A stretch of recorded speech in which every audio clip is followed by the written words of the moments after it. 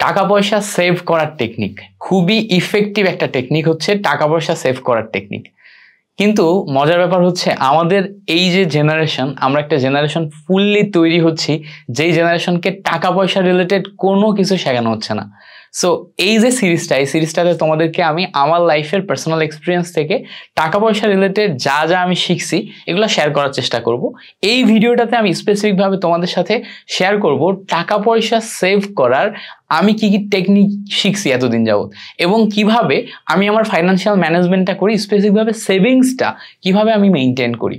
So চলো এই ব্যাপারটা নিয়ে তোমাদের সাথে একটু বিস্তারিত আলোচনা করা যাক, তবে একটু কম সময়ের ভিতরে বিস্তারিত আলোচনা করার চেষ্টা করব। প্রথম ব্যাপার, তোমাকে তোমার ইনকাম সোর্সটাকে আগে ট্র্যাক করতে হবে। তোমার স্টেবল ইনকাম সোর্সটা বুঝবা। একটা হচ্ছে তুমি ইনকাম করতে পারো, আরেকটা হচ্ছে তোমার স্টেবল ইনকাম। ইনকাম মানে হচ্ছে তুমি এক মাসে ধরো 40,000 ইনকাম করে ফেললা, আরেক মাসে তোমার 10,000 ইনকাম হইলো, আরেক মাসে তোমার 30,000 ইনকাম হইলো, তাহলে তোমার স্টেবল ইনকাম কত? সো স্টেবল ইনকাম হচ্ছে তুমি অ্যাভারেজ যেটা ইনকাম করো ওটাই হচ্ছে তোমার স্টেবল ইনকাম। দেখা যাচ্ছে এই যে ফ্ল্যাকচুয়েট করতেছে, এই ফ্ল্যাকচুয়েটের যে রেশিও, এটাকে তুমি যদি অ্যাভারেজ করো, তুমি মান্থলি 20 থেকে 25,000 টাকা ইনকাম করো, এটা তোমার অ্যাভারেজ ইনকাম। সো এই যে অ্যাভারেজ ইনকামটা, এই অ্যাভারেজ ইনকামটা হচ্ছে তোমার স্টেবল ইনকাম। সো এই স্টেবল ইনকামটাকে তোমাকে আগে ট্র্যাক করতে হবে যে তোমার এই যে ইনকামটা আসতেছে বা যেই টাকাটা তোমার কাছে আসতেছে এটা কোন কোন জায়গা থেকে আসতেছে। এমন হতে পারে তুমি টিউশন করার মাধ্যমে এই 25,000 টাকা বা 30,000 টাকা ইনকাম করতে পারো, তুমি কতটুকু টাইম দিয়ে এই টাকাটা ইনকাম করতেছো এটাও তোমাকে ট্র্যাক করতে হবে। এরপরে তুমি হইতে পারে ফ্রিল্যান্সিং এর মাধ্যমে এই টাকাটা ইনকাম করতেছো, হইতে পারে অন্য কোনো একটা সোর্সের মাধ্যমে, আউটসোর্সিং এর মাধ্যমে, বা তুমি একটা পার্ট টাইম জবের মাধ্যমে ইনকাম করতেছো। পার্ট টাইম জব বলতে কোথাও তুমি সেলসম্যান হিসেবে কাজ করলা, কোথাও তুমি হচ্ছে রেস্টুরেন্টে ওয়েটার হিসেবে কাজ করলা। সো এই টাইপের যে সমস্ত চমৎকার চমৎকার জব আছে যেগুলোর মাধ্যমে অনেক পিপল হ্যান্ডেলিং শেখা যায় এবং ইনকামও করা যায়, এই টাইপের জবের মাধ্যমে তুমি ঠিক কতটা ইনকাম করতেছো এইটা তোমাকে শেখা লাগবে। সো এই জিনিসটা শেখার পর পরবর্তীতে এই ট্র্যাকিং সিস্টেম আসার পর পরবর্তীতে এক্সপেন্স সম্পর্কে একটা ধারণা আসতে হবে যে এক্সপেন্স কতটুকু হচ্ছে। এক্সপেন্স মানে হচ্ছে খরচ, অর্থাৎ ডেইলি আমার খরচ কতটুকু হচ্ছে। দেখা যাচ্ছে যে তুমি কোন একটা শহরে আসো, ঢাকা শহরের মধ্যে একটা বড় শহরে থাকতে পারো, কিংবা হচ্ছে যে এমন হতে পারে তুমি নর্মাল চিটাগং শহরে, খুলনা শহরে থাকতে পারো। সো ওই শহরে থাকার জন্য তোমার কিন্তু একটা রেন্ট আছে, ভাড়া, ঘর ভাড়া, অন্যান্য ভাড়াগুলো আছে। সো এইটাকে একটু ট্র্যাক করো যে তোমার মান্থলি ভাড়া কতটুকু লাগে, তোমার খাবার খরচ কতটুকু লাগে, তোমার অন্যান্য যে বিল আছে, বিদ্যুৎ বিল থেকে শুরু করে অন্যান্য ইউটিলিটিস বিল মানে যেগুলো তুমি ব্যবহার করো, এগুলা টোটাল কত খরচ হয়। সো তোমার মান্থলি এই যে খরচ, এগুলো তোমার কত খরচ আসতেছে এবং এক্সট্রা খরচ কতটুকু। এক্সট্রা খরচ বলতে বোঝাচ্ছি তোমার র্যান্ডমলি যেগুলো আনপ্ল্যান পকেট খরচ, মানে ধরো তুমি বন্ধুদের সাথে 5 থেকে 6 দিন বাইরে গেছো, ওই আনপ্ল্যান খরচ কতটুকু। তুমি বাইরে যে কোথাও কিছু খাইতে মন চাইছে, সেটার কারণে আনপ্ল্যান তুমি কি কি খাইছো, এই খরচটা কতটুকু। সো এইভাবে তোমাকে একটা ট্র্যাক সিস্টেমে আসতে হবে যে তুমি টোটাল কতটুকু ইনকাম করতেছো আর টোটাল কতটুকু তোমার খরচ হচ্ছে। সো ইনকাম এবং খরচ এই দুইটা জিনিস তুমি যদি জানো, তাহলে এখান থেকে তুমি বুঝতে পারবা যে কতটুকু তোমার হচ্ছে যে সেভ করা সম্ভব বা কতটুকু তুমি নেগেটিভে আসো। অনেকে দেখা যায় এই জায়গাতে নেগেটিভে থাকে, সে যেই পরিমাণ ইনকাম করতেছে এবং যেই পরিমাণ তার খরচ, এটা হচ্ছে খরচ বেশি ইনকাম কম। সো সেই ঘাটতিটা পূরণ করার জন্য প্রতি মাসেই কিন্তু তার প্যারেন্টসের থেকে, আব্বু আম্মু থেকে টাকা নেয়। আবার অনেকে আব্বু আম্মু থেকে এমনিতেই টাকা নেয়, ওই টাকাটাই সে কিন্তু অ্যাজ এ সেভিংস ইউজ করতে পারে। দেখা যাচ্ছে তার ইনকাম সোর্স যেই কয়টা আছে, tuition, freelancing, part time job, এর পাশাপাশি প্যারেন্টসের থেকেও সে কিন্তু টাকাটা নেয়। সো প্যারেন্টসের থেকে টাকাটা নিয়ে সে ওই জায়গাতেও একটা সেভিংসে আসতে পারে। সো তোমার ইনকাম এবং তোমার কস্ট বা এক্সপেন্স এই দুইটাকে বাদ দিয়ে হিসাব করে কি পরিমাণ তুমি প্রতি মাসে সেভ করতে পারতেছো সেইটা তুমি এখানে এসে একটু ট্র্যাক করো। এবার ধরো এই যেই পরিমাণ তুমি সেভ করলা, এই সেভটা তুমি বাড়াইতে চাচ্ছ। বাড়ানোর উপায় কি, যে তুমি ধরো টোটাল তোমার ইনকাম হচ্ছে 25,000, তোমার খরচ হয়ে যাচ্ছে 18 থেকে 20,000, অর্থাৎ মান্থলি তোমার 5,000 টাকা সেভ হচ্ছে, অর্থাৎ বছরে তোমার 60,000 টাকা সেভ হবে। বাট তুমি চাচ্ছ বছরে তোমার 2 লাখ টাকা সেভ হোক। সো 2 লাখ টাকা সেভ করার জন্য এই 5,000 টাকায় তোমাকে বাড়িয়ে 10 থেকে 12,000 টাকায় নিয়ে যেতে হবে। সো তার মানে এই যে 5,000 টাকা আমার বাড়িয়ে 10 থেকে 12,000-এ নিয়ে যেতে হবে, কিভাবে আমি 10 থেকে 12,000 বা 15,000, 20,000-এ নিয়ে যেতে পারি? দেখো, দুইভাবে আমরা সেভ করতে পারি। নাম্বার 1, কস্ট কাট করা। কস্ট কাট মানে হচ্ছে যে খরচগুলা কমানো। খরচগুলা কমাবা কিভাবে? তোমাকে ট্র্যাক করতে হবে। ওই যে ট্র্যাক করতে বললাম যে তোমার কি পরিমাণ এক্সপেন্স হচ্ছে সেটাকে ট্র্যাক করো। তোমাকে ট্র্যাক করতে হবে যে তুমি ঠিক কোন কোন জায়গাগুলোতে খরচ করো। টোটাল মান্থলি খরচকে তুমি যদি ট্র্যাক করতে পারো, অ্যান্ড ফাইনালি যে ওর ভিতর থেকে কোনগুলা তোমার আননেসেসারি কস্ট ছিল, কোনগুলা তোমার আননেসেসারি খরচ ছিল, কোনগুলা তোমার ইম্পালসিভ ডিসিশন ছিল, এগুলাকে তোমাকে ট্র্যাক করতে হবে। বলবো ভাই ইম্পালসিভ ডিসিশন কি? দেখো অনেক ক্ষেত্রে আমি বাইরে যাই, বাইরে যে কোন একটা পোশাক আমার কিনতে মন চাইছে, আমি জানি আমার কাছে পর্যাপ্ত পরিমাণ টাকা নেই, কিন্তু এটা আমার খুব পছন্দ হয়েছে, আমি কিন্তু ইম্পালসিভ ওয়েতে ওইটা কিনে ফেলে চলে আসলাম। সো কোথাও একটা গেলাম, আমার কিছু একটা খাইতে মন চাইছে, আমি জানি আমার কাছে যে টাকাটা আছে এটা সমান সমান আছে, তারপর ওটা যেহেতু আমার খাইতে মন চাইছে, মনকে পুজো আগে করতে হবে, সো ওটা আমার খাইতেই হবে। সো ওইটা কিন্তু ইম্পালসিভ ডিসিশন। সো এই টাইপের ডিসিশন যে হঠাৎ করে কিনতে মন চাইলো কিনলাম, হঠাৎ করে খাইতে মন চাইলো খাইলাম, এগুলোকে বলে ইম্পালসিভ ডিসিশন। সো এই যে কস্ট, এগুলো কিন্তু এক্সট্রা কস্ট, এগুলা তোমার লাইফের নিড না, এটা লাইফের নিড না, এগুলো হচ্ছে ওয়ান্ট, মানে যেটা তুমি চাও। এটা তুমি যদি না করো তাহলে লাইফে তোমার আহামরি কোনো ক্ষতি হয়ে যাবে না। সাপোজ ধরো তোমার বাসা ভাড়া তুমি যদি না দাও তাহলে তুমি বাসায় থাকতে পারবে না, এটা তোমার কিন্তু নিড, তোমার দৈনন্দিন জীবনে মাস্ট প্রয়োজন। আর ওয়ান্টটা কি? ওয়ান্টটা হচ্ছে তুমি যদি ওটা ফিল নাও করো তাও তোমার লাইফে কোনো প্রবলেম হবে না। সো নিড এবং ওয়ান্ট দুইটা ওয়ার্ড সম্পর্কে আমরা মাঝখানে ধারণা পেলাম। এখন আসো যে যেগুলো আমাদের লাইফের ওয়ান্ট, এগুলো কিন্তু ইম্পালসিভ ডিসিশনে হয়, এগুলো আমাদের লাইফের এক্সট্রা কস্ট। সো এই এক্সট্রা কস্ট এবং ওয়ান্ট কোনগুলা কোনগুলা তোমার লাইফে আছে এগুলো একটু ট্র্যাক করতে হবে। যেমন তুমি যদি আমাকে জিজ্ঞেস করো ভাইয়া আপনার ওয়ান্ট কি কি আছে যেগুলোতে আপনি এক্সট্রা কস্ট করেন, আমি প্রচুর পরিমাণে পোশাকে উল্টাপাল্টা খরচ করে ফেলি, পোশাকে। এবং দেখা যাচ্ছে যে পোশাকের পাশাপাশি পোশাকই বেশি করি, পোশাক জুতা এগুলাতে আমি বেশি কষ্ট করে ফেলি, যেটা আমার দরকার নেই তারপরেও করে ফেলি।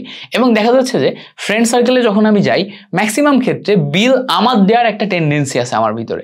সো যার কারণে দেখা যায় কি যে আমার একটু কস্ট বেশি যায়।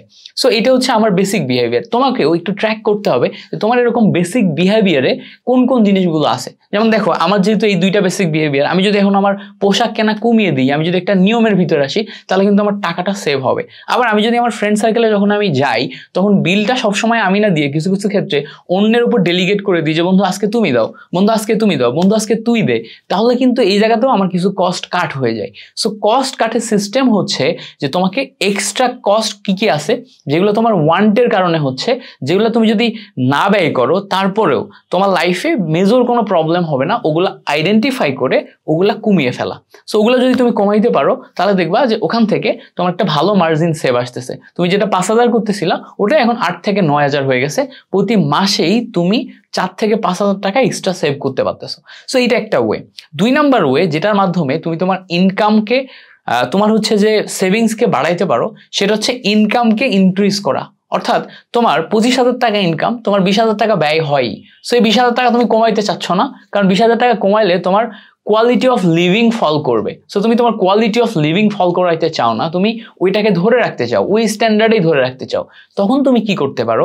একদম সিম্পল একটা ওয়ে হচ্ছে যে তোমার একটু পরিশ্রম করে কিছু ওয়ে খুঁজে বের করে তোমার ইনকামটাকে বাড়াইতে হবে। অর্থাৎ তুমি যে ইনকামটা 25,000 করতেছিলা এটা যদি তুমি 35,000 করতে পারো তাহলে দেখা যাচ্ছে যে 15,000 তোমার সেভিংস হবে। এটা যদি তুমি 40,000 যাইতে পারো তাহলে তোমার 20,000 টাকা সেভিংস হবে। এটা তুমি যদি 50,000 যাইতে পারো তোমার 30,000 টাকা সেভিংস হবে। সো তোমাকে খুঁজে বের করতে হবে কি ওয়েতে গেলে তুমি তোমার ইনকামটাকে অ্যাম্প্লিফাইড করতে পারো, বাড়াইতে পারো, বর্ধিতকরণ করতে পারো, কতটা বাড়াইতে পারো।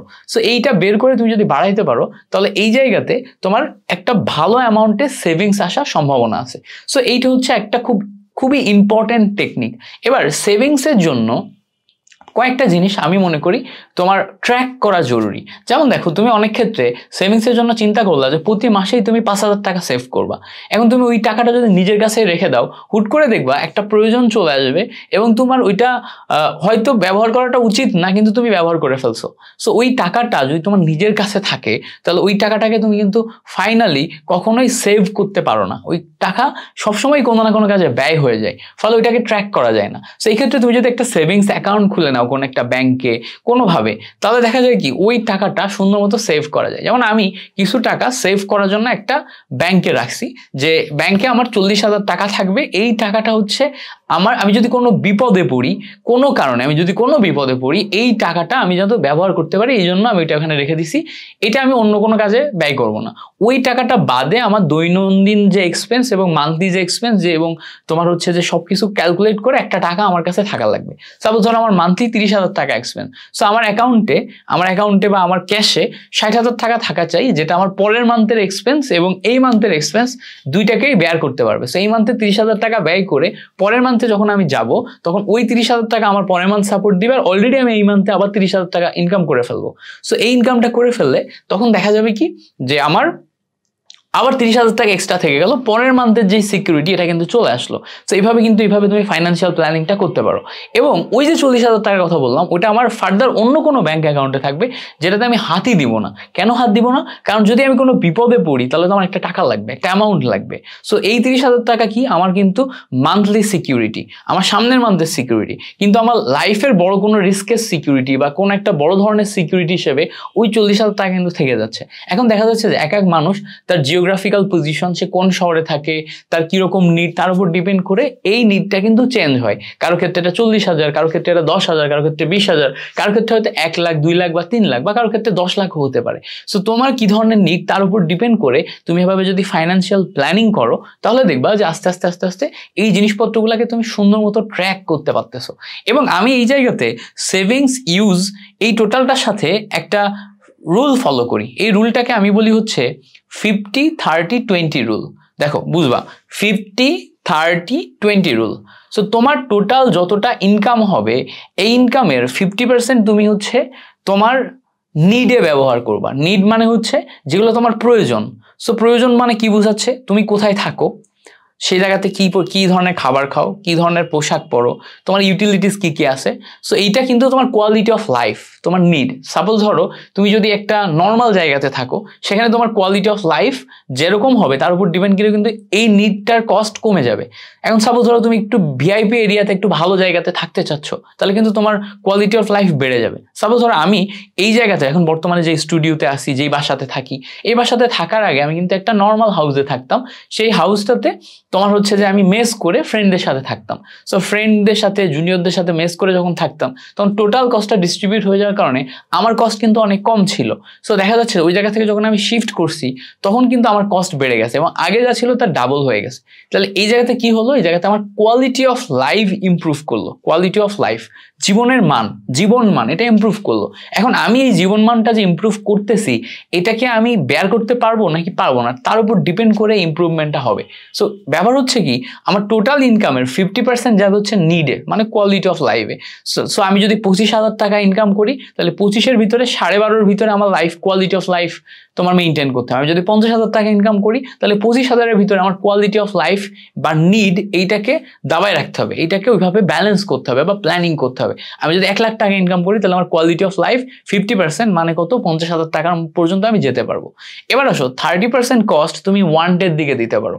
30% কস্ট অর্থাৎ তুমি যদি হচ্ছে 50,000 টাকা ইনকাম করো তাহলে 25,000 টাকা এখানে দিলা, এবার বাকি 25,000 টাকা 30% মানে মোটামুটি 15,000-16,000 টাকা তুমি ব্যয় করতে পারো তোমার লাইফের ওয়ান্টগুলাতে। ওয়ান্ট মানে হচ্ছে যেগুলো তুমি অ্যাজ এ লাক্সারি ব্যবহার করতে পারো। সাপোজ ধরো তুমি একটা কোট কিনতে চাচ্ছ পরার জন্য, সুন্দর মতো দেখার জন্য, সো এটা কিন্তু তোমার ওয়ান্ট, নেসেসিটি কিছু না।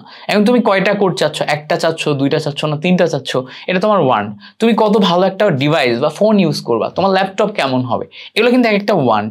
সো এই ওয়ান্টগুলা তুমি ঠিক ডিফাইন করবা যে আমি এই 30% ইনকামের ভিতরে আমার প্রতি মাসে যে সমস্ত অন্যান্য এক্সট্রা চাহিদা আছে যেগুলো না করলেও প্রবলেম নাই, এগুলা ফিল আপ করবো। 30% যেন ক্রস না করে। 30% লেস হইতে পারে, 30%-এর জায়গাতে 20%, 15%, 10% হইতে পারে।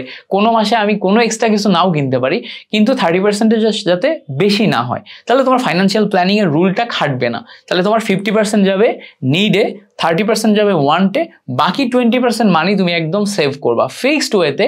20% মিনিমাম সেভ করবা। এর থেকে যদি বেশি সেভ করতে পারো তাহলে খুবই ভালো, বাট এর থেকে কম যাতে সেভ না হয়। সো আমি তোমাদের সাথে এতক্ষণ যে সমস্ত প্ল্যানগুলা, আইডিয়াগুলা, থটসগুলা, নলেজগুলা শেয়ার করলাম, এগুলা শিখতে কিন্তু আমার অনেকটা সময় লাগছে। আমি 2020 সালে তোমার প্রথম ইনকাম করা শুরু করি আমার বাসা থেকে টিউশনের মাধ্যমে। 2020-এর তোমার জানুয়ারি ফেব্রুয়ারির দিকে, অর্থাৎ ইউনিভার্সিটিতে চান্স পাওয়ার পরপরই আমি বাসাতে স্টুডেন্ট পড়ানো শুরু করি। সো ওই জায়গা থেকে আমার শুরু হয় টাকা পয়সা ইনকাম করা। বাট ওই জায়গা থেকে টাকা পয়সা ইনকাম করা শুরু হলেও আমার লাইফে এই টাকা পয়সাগুলা ইমপ্রুভমেন্টে খুব কমই কাজে দিছে।